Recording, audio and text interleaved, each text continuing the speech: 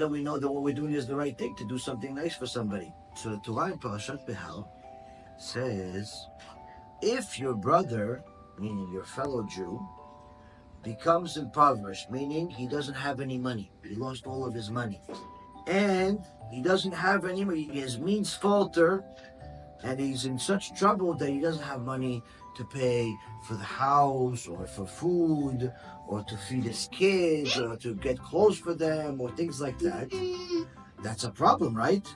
So he says, if your fellow Jew becomes impoverished, you shall strengthen him, whether he's a convert or he's a natural born Jew. The same rule applies to both. Don't think that if he is a natural born Jew that you have more responsibility to him. No. And don't think that if he's a convert that you have responsible to him. No. Both the same rule. You have a responsibility to worry about your fellow Jews, whether they've always been Jewish or they became Jewish at some other point in their life. You have a responsibility to go and help them, so that he can live with you. What does it mean, so that he can live with you? So every time somebody has a problem, you have to tell them, oh, come live in my house? Not necessarily. If they already have a house, they don't need to live in your house. What does it mean? It means that if you see that your fellow Jew does not have food to eat, does not have money to buy things that they need, and you heard about it, even if he didn't come to you and ask, because perhaps he's embarrassed to ask. It's very embarrassing to be poor. It's very embarrassing to be in such a bad situation. So many times people that are suffering, they don't come and ask for help because they're embarrassed, especially if they used to be rich, especially if they used to have a lot.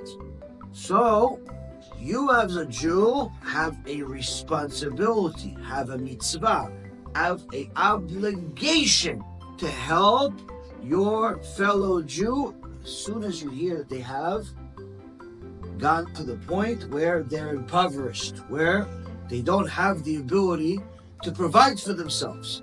Don't wait for them to come to you and beg, oh please, Sarah, Obadiah, Leah, please can you help me? No, don't wait for them to come and beg you for help. Absolutely not. As a Jew, you have the responsibility that as soon as you hear it, that means Hashem brought it to your proximity, He brought it to your life, He brought it to your attention. That means that Hashem wants you to help. And don't for a second think, wait a minute, why should I help them? There's other people that they know, maybe they can help them. If Hashem would have only wanted other people to help them, then He would have brought this to the attention of the other people. Why do you think Hashem made sure that you found out that they have problems? Why do you think? What do you think, Sarah? Why did Hashem bring it to your attention? Because maybe Hashem, if you do that mitzvah, Hashem will give you something good. Yeah, but even before the reward. You have, let's say, somebody that lives in your community, and you don't even know them that well. You know that they're Jewish, they're nice people, but you're not friends or anything. But now, let's say you and Leah are having a conversation, and Yocheved is having a conversation, and you're having some tea, and you're enjoying yourself, and all of a sudden, somebody comes in, the mailman comes in, he goes, hey, Giveret, here's your mail, here's your shipment. And you say, oh, thank you very much. He goes, oh, by the way, I heard that the neighbor, let's just call her Rachel, imagine it. The neighbor Rachel, I heard she doesn't have food to eat. But it's good that you guys have. And then he leaves. Now you know that Rachel, she has a rich brother. Or Rachel has a big family. And is it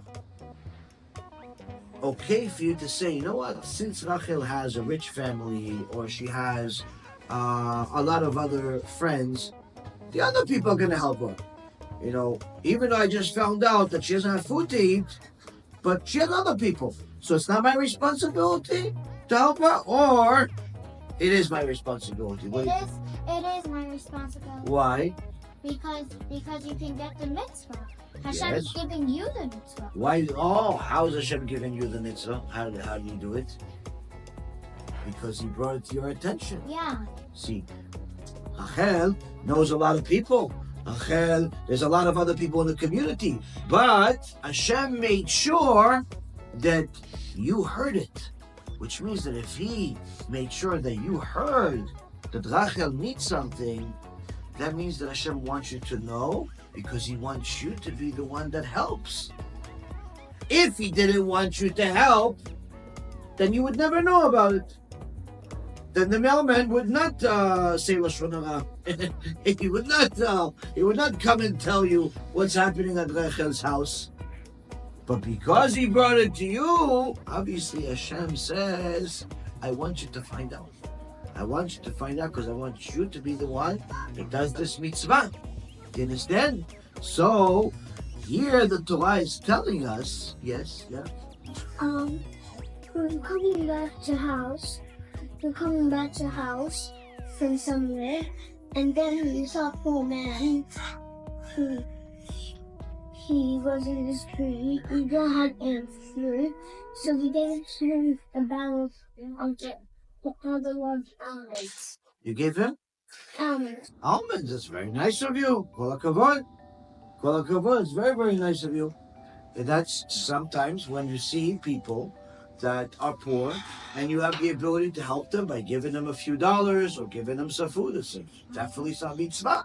Definitely mitzvah. And by the way, to give to food or even a little bit of money so they can buy food, you could do both with people that are poor and Jewish or people that are poor and goyim. It's not just Jews that you help the poor. But specifically here, it's talking about if you find out that there's another Jew that is poor or is having some major problems, then it's your obligation to go and help them and not wait for them to ask for help because maybe they're embarrassed.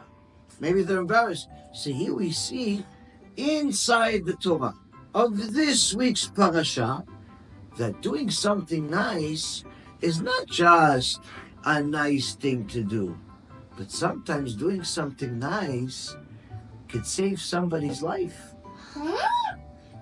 Because if that person doesn't have food, then they could starve to death.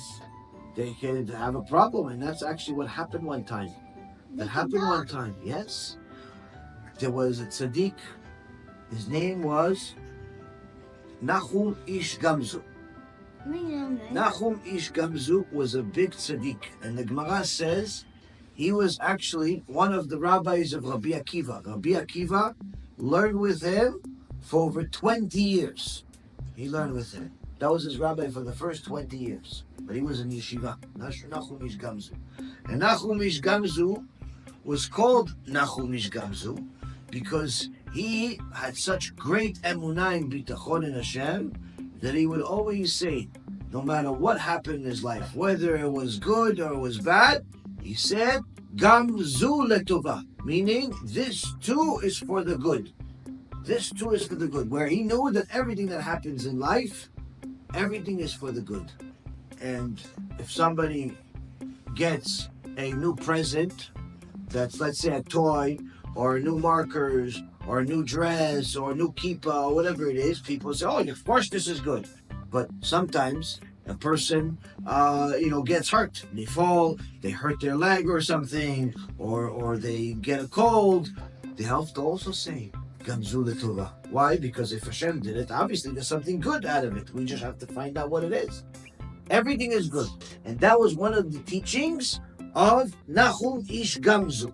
But the Gemara says in Masechet Ta'anit that Nachum Ish Gamzu had a very difficult experience one time. What happened? He was coming back from a long trip. He was away for a long time, and he was coming back from a long trip. And as soon as he got to his door of his house, a poor man showed up. Now, Nachum Ish Gamzu was still on his donkey. He was riding his donkey, and he had all of his stuff.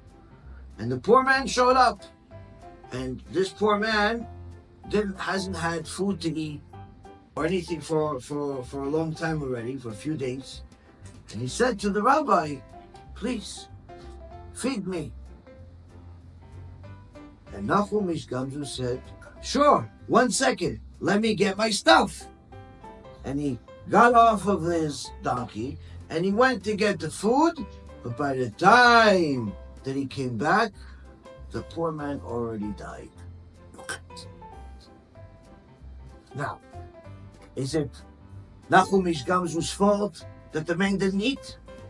No, it's not his fault.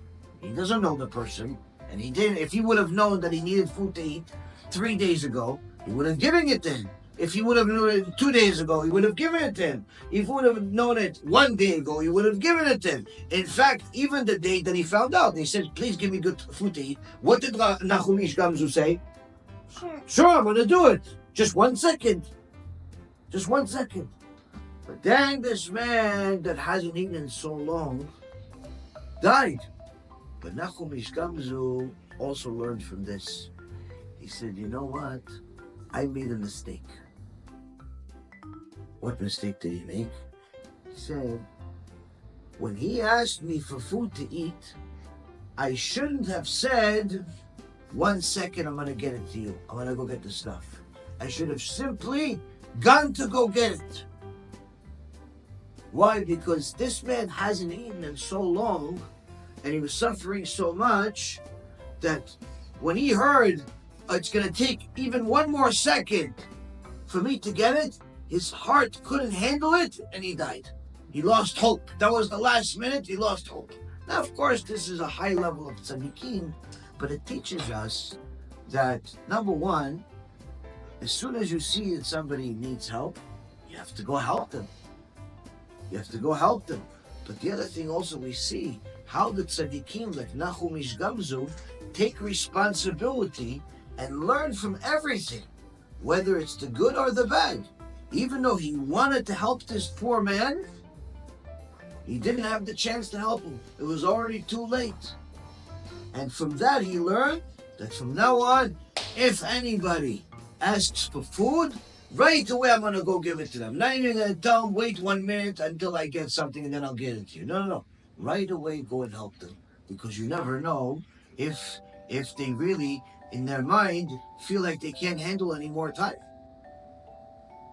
So that is one of the things we learn from the tzadikim. In fact, Rabbi Akiva, because Nachum Ish Gamzu was the rabbi of Rabbi Akiva, one of them. And of course, Rabbi Akiva taught the Torah to his kids. And Rabbi Akiva had a daughter, and the daughter was a big tzadika. And one day she was getting married. And it's a big celebration. The rabbi's daughter is getting married. What a big tzadika. She's marrying a tzadik. Wonderful celebration. Right? Now there is a custom that on the day of the wedding, the bride and the groom do not eat the whole day until after the wedding, until there's the chuppah. Because they want to arrive at the chuppah like as if they fasted on Yom Kippur, pure from sins, pure from ta'avot. So there's a custom of not eating. But of course, after the chuppah, they eat. And usually they even give them a separate room to go eat in peace so nobody bothers them. So this happened over here. Now, as soon as the chuppah was finished, everybody's still celebrating and dancing and enjoying. Rabbi Akiva's daughter went to her room to go and eat. She hasn't eaten all day. She was very hungry. So they gave her a big, nice, beautiful plate full of food. It had all types of meats and all types of delicious rice and all types of wonderful things. And she was really hungry. And as she was about to set up the table over here, everything's ready, she was about to eat, and all of a sudden, somebody's in the door. She says, who's knocking on my door? Oh, maybe it's my father. wants to say Mazal Tov. Maybe it's my mother. Maybe it's my new husband. Maybe, who knows? So I'll go answer the door. So she gets up and she opens the door. And it's a very poor man. Very, very poor man. And he says to her, please, I'm hungry. Please help me, I'm hungry. She says, sure, one second. And she immediately goes and gets her food. She gets her food and she gives it to him. He says, thank you very much, so much. I've been eating in 3 days. Thank you so much. And he goes and eats. Now she doesn't have any food. But she knew she did a mitzvah. He said, I'll go get food somewhere else. Let me just go rest for a little bit. And she goes back to the room. She closes the door. She goes back to her room. And she wants to lay down for a little bit. And she takes out, the brides, they have the gown and something covering their hair. So she took that out. And it was being held by a pin. They have these long needles that are long pins that hold the hair and everything together. She took it out, and she didn't want to forget it and lose it, so she stuck it in the wall. She stuck it in the wall. Usually that's how you do, stick it in the wall. And then she rested for a little bit. She rested, she fell asleep. No. After she fell asleep for a little while, it was time to go back to the party. And she was still sleeping, so her Abba, Rabbi Akiva, came to get her. And Rabbi Akiva came, he knocked on the door. He knocked on the door, and she woke up. Oh, okay, hey. And she got up. Yeah, who is it? Oh, it's Abba, it's Rabbi Akiva. She goes, oh, Abba, come in. And he comes in, and he sees that she's waking up. He goes, okay, rest for a little bit. I'll wait for you over here. She goes, no, Abba, I'm going to get it. I'm going to get ready right now. Saying the covers her hair again. And she takes out the pin from the wall. And now, with the pin, it's a little hard to take it out. And she tries, and she tries. And then she pulls it hard. And what happens? With the pin, a snake comes out. But the snake is dead. Because the pin stabbed it. She says, oh, wow, Baruch Hashem. Look at that. This snake she put the pin right over her head. Which means that if she wouldn't have put that pin in the wall, the snake would have come in, he could have bit her and killed her. It was a poisonous snake. Really? Yeah, very poisonous. I know which story. It's a black mamba. Black mamba. That's very poisonous. Very poisonous. Fast. Yeah. And fastest. So now Rabbi Akiva was in wonderment. Wow, Ishtabach Shemo La'ad, what a miracle. But the miracles don't happen stam. They don't happen for no reason. Tell me, my dear daughter, what good deed did you do to deserve such a miracle? And his daughter says, Abba, I tell you the truth, what happened is, before I fell asleep, I wanted to eat finally, because I haven't eaten all day. I was fasting. And finally I got my food. I was about to eat, but somebody knocked on my door. And I opened the door, it was a very poor man, he didn't have food, and I said, I have to give him the food. That's what I learned from you, from the story you told me about Nachum Ish Gamzu and all the tzadikim. So I even gave him my food, because I knew that I could get food again somewhere else, no problem, he needs it right away. I could survive without it for a little while longer, so I gave him my food. And Rabbi Akiva says, my dear daughter, I never told you this, but I'm going to tell you now. Before this wedding took place, there were some people that saw in a dream that you were supposed to die on your wedding day. And they told me about it. They told me, Rabbi, we know that you're a holy man, but we have bad news. What's the bad news? These were not Jews. These were Goyim. We saw in the stars that your daughter is supposed to die on her wedding day. And we thought you should know. And I never told you that because I knew that Am Yisrael is not like the Goyim. Am Yisrael is above the Mazal. Even though the Mazal said that you were supposed to die on your wedding day, according to these Goyim, according to the stars. That's supposed to happen. But a Jew could always change everything through his actions. And the moment you gave tzedakah to that poor man, you gave him the food, you saved your own life.